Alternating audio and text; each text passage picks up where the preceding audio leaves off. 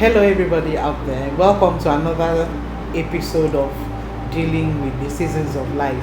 Today, I'm going to be talking a lot more about how to help your children cope when disaster has struck. And if you live long enough, this is an eventuality that everybody is going to face in one way or the other. Grief is a universal thing, and nobody, regardless of how good you've lived your life, all the good you've done, or how bad you've been, is immune. As human beings, we have this tendency to think that because somebody lived a really good life, that nothing bad deserves to happen to them, and the other person who in our estimation lived a horrible life deserves all they've got. We term them the bad people. When life does not work out like that, and it becomes problematic, because really it doesn't work out like that. Sometimes bad things happen to good people and there's simply no explanation for it. Dealing with grief is an inevitable outcome for everybody. It's not a matter of if, it's a matter of when. Because at some point you're going to have to deal with that situation. Grief is a global reality. It's not limited to maybe you say it's third world countries alone or developed countries. In other words, it's not country, it's not gender, it's not individual specific. It's part of our reality of being humans in this world. Wikipedia defines grief as the response to loss, particularly the loss of someone or some living thing that has died, to which a bond or affection was formed. It's a reaction when a loved one passes on, when a cherished dream fails to materialize, and we often hear, it is said to be the price we pay for love. That's what grief is. And grief could happen not just as a result of the death of of a loved one. It could happen maybe as a result of a dream that you have nurtured, but when it was time you couldn't pursue it due to incapacitation or some physical impairment. Like maybe a footballer, let's take for instance a footballer who gets seriously injured in the field of play and he is forced to retire earlier than expected, or before his career properly has a chance to take off. Or look at someone who all their lives they've dreamt of becoming a medical doctor, but they keep failing the qualifying exams. No matter how many times they take it, they keep failing continuously. So it becomes a really devastating experience, and it could trigger grief. If that has been a lifelong dream, it could hurt you real bad. If it's a death, you lose someone you love, like I lost my husband. You don't just mourn the loss of the person, but all the associated losses as well. My husband's death took much more from me than the death itself. Not only did I have to deal with the pain of realizing that I would never see him again on earth, or listen to his loving voice tease me or cheer me in my down times, I also grieved a lot of things also associated with the loss of my husband. I grieved the loss of our Friday date night, because every Friday, if both of us were in town, we would go out on dates. Sometimes we would not even come home that Friday, and the children got used to this. So once it's Friday, they cancel us off the agenda at home. They knew there was a possibility we would not come back. So I grieved that. And I also grieved the loss of my cheerleader. My husband was my greatest cheerleader. There's no project that came to my head that I wanted to achieve that I brought to him. We talked about it, that he did not encourage me. If I wanted to fly, he would tell me, how high do you want to fly? And he would push me. We didn't have competition in our relationship. We just cheered each other on to achieve our goals and our dreams. And we supported each other. So I also grieved the loss of the attention-seeking quarrels, and even the more serious ones that happened, and making up after that. I grieved the surprise gifts that used to happen in my home, planning coups together or individually for each other with the children. I miss the way he provided. He didn't joke with his roles as a provider, and if anything at all was a bother to me, and I told him, he would tell me, I'm your husband, I will sort it out, leave it to me. So I wouldn't have to bother again, because I knew he was going to deal with it. Now I have to deal with that and much more. Of course, I also grieve the loss of our sex life. Everyone could pretend that this aspect isn't a big deal, but it is, and it's something that when one is facing loss, people do not really talk about it. It's talked about in hush hush tones. But the reality is there. Personally, I felt angry initially because as a single girl, I was not sexually active until I got married. So I felt that life had dealt me an unfair hand. So that was another aspect to the grief that I had to deal with. I missed the way he loved and took delight in taking care of our children.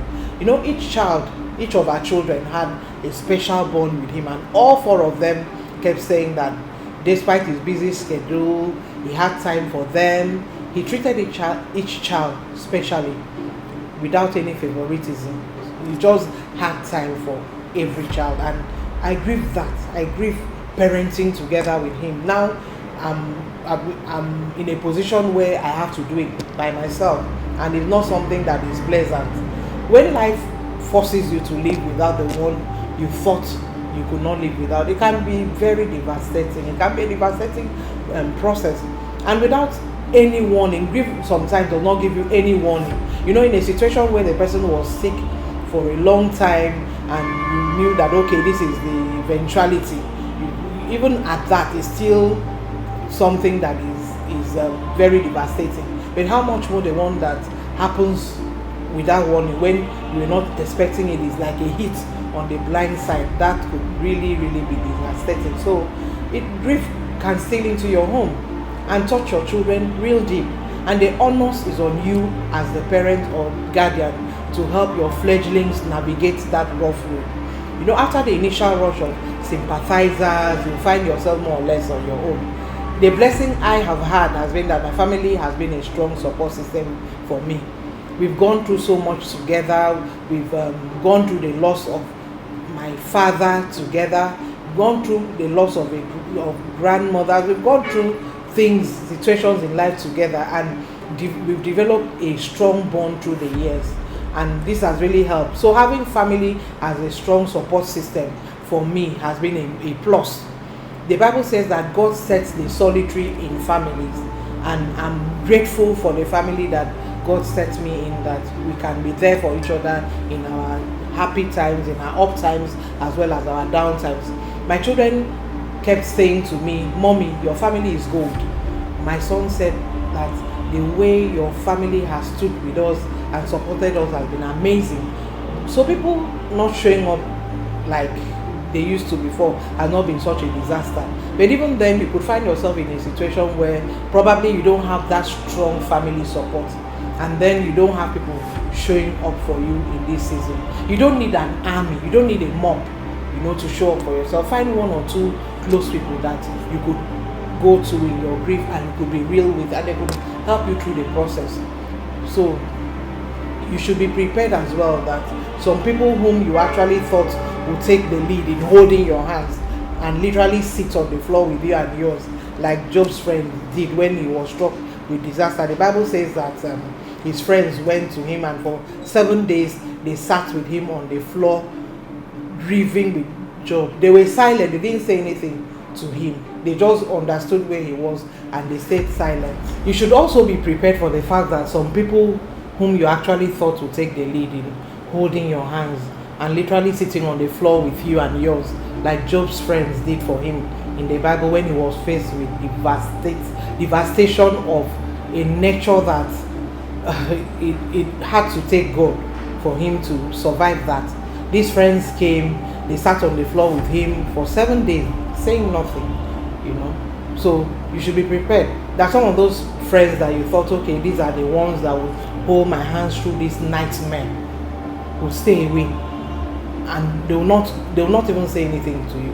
Some people stay away because maybe they feel they have nothing to say to you. I've talked about this in my previous video. So what you need to understand when you're helping somebody who is grieving is that you don't need to say anything.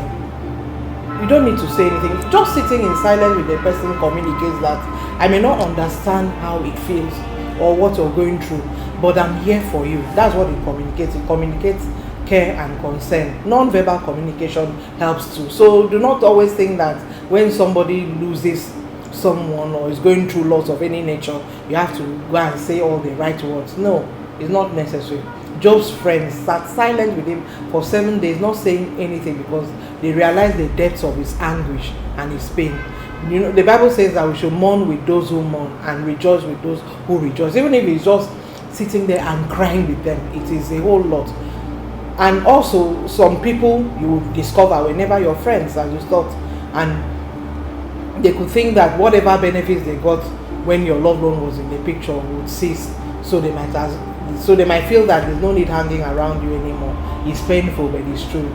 You know, in my own situation, I had a husband who was the epitome of generosity, and I know that a lot of people, not let me not use the term a lot, some of the people who hung around him because of that generosity, the things they could get from him.